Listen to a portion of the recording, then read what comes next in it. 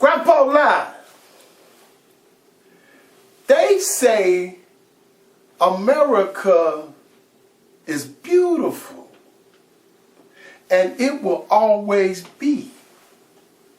But you keep us locked up in a prison called poverty.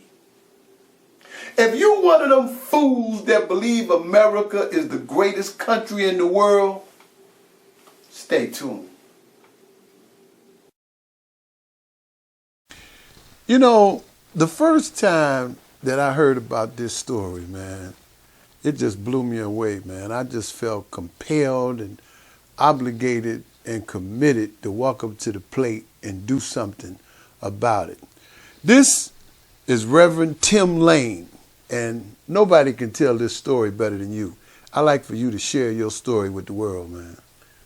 Well, Brother Jones, thank you for having me on your show. Really appreciate you reaching out and having concern for not just myself, but the community. Started back in March, where the city came to look at my next door neighbor's house because there had been some issues with their garage collapsing in. Once they looked at the collapse of the garage, they, at that point, said that my neighbors had to leave the house immediately. They gave them 30 minutes to gather some stuff. What? And then they had to vacate the premises. We look at that scenario and understand what was happening was that the land behind all four houses that are included was moving. And so there's a hill, the Clinton Springs Hill, right behind West Park Drive. And it's not moving on top, so it was not something we could see. It's moving underneath the ground. Mm-hmm. And so it's a landslide underneath. And so then the city comes to us a couple weeks later with letters saying that we have to now hold this hill back. And so you have to hold it. Yeah, we are now responsible for holding this hill back so that the same thing that was happening to our neighbor's house wouldn't happen to our house. And so if we fast forward a couple weeks later, they come in and then they say that the neighbor's house has to be bulldozed. And so they brought in bulldozers and knocked down the very house next door to mine because it was no longer fixable. The earth was moving that fast that it was crushing the house on a daily basis. You can see here along West Park Drive the signs of the stress underground, buckled pavement and cracked retaining walls. Houses are at risk of having their foundations crumbled and becoming unsafe. We're thinking about it all the time. It's constantly on our mind. And so it is an urgency for us to address the issue of getting the hill stabilized. Building a retaining wall to hold back the problem is estimated to cost $325,000, and that's money that has to come out of the homeowners' pockets. Already, one home has been torn down. When they came over here to assess the situation earlier, you know, they told her it wasn't safe for her to spend another night in her house, so she really had to go. The people who live here along West Park Drive did get somewhat of a break. They were under a city order to make repairs. The deadline for that was today, but they were just given a 90-day extension. One thing that won't do, though, is protect them from any more wet weather from summer storms.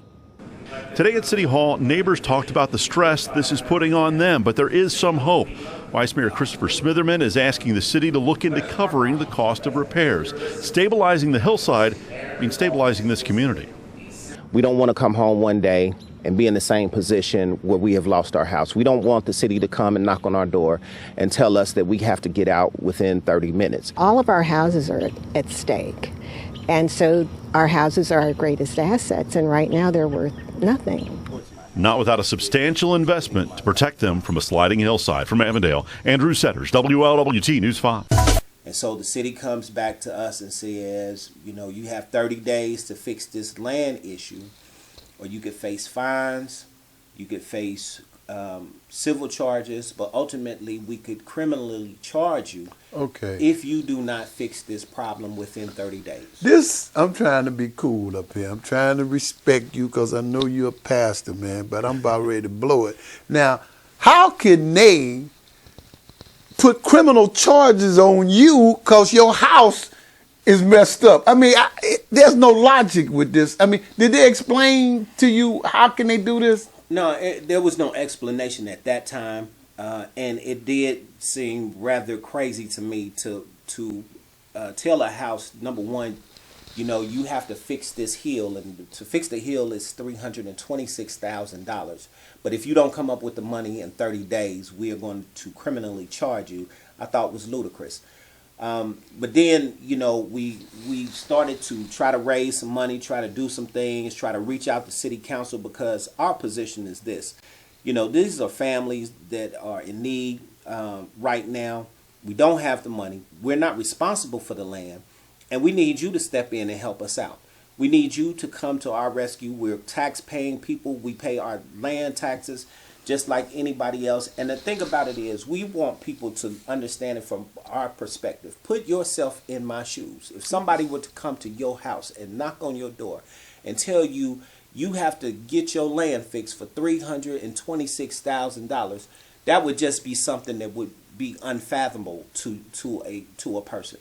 And so for us, it's been, just crazy in terms of us thinking about it all the time, trying to maneuver and get certain things in place, talk to the city, look for people that will donate money, do all kinds of sorts of things to help our own selves out in this situation, and at least be able to go to city council and let them see that we are doing something so that we don't even get put in jail. Well, I got to say this. I think it was Columbia Parkway. Mm-hmm. They had a problem. It was in the news. I think I heard about that. And they fixed it.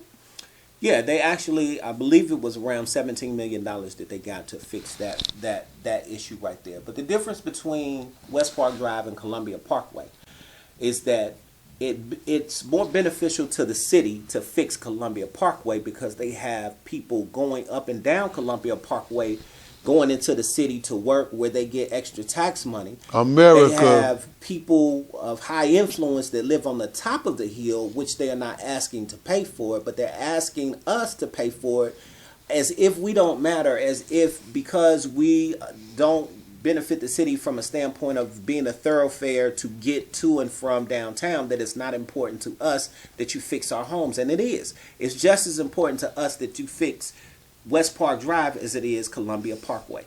And so we have to address that issue. We have to look at that issue. We're bringing it before City Council. However, I will say this past Monday that they did give us a 90-day extension. But again, it's still 90 days to come up with $326,000. And we need them to do more than that. We need them to take a stance and to do something as they've done with Columbia Parkway and various other community projects and disasters throughout the city. We need them to do the same thing for us. Well, before we sign off, could you give them all the information as far as the helping you, where they could, make donations and assist people can, do that? I think Absolutely. The public needs to know that.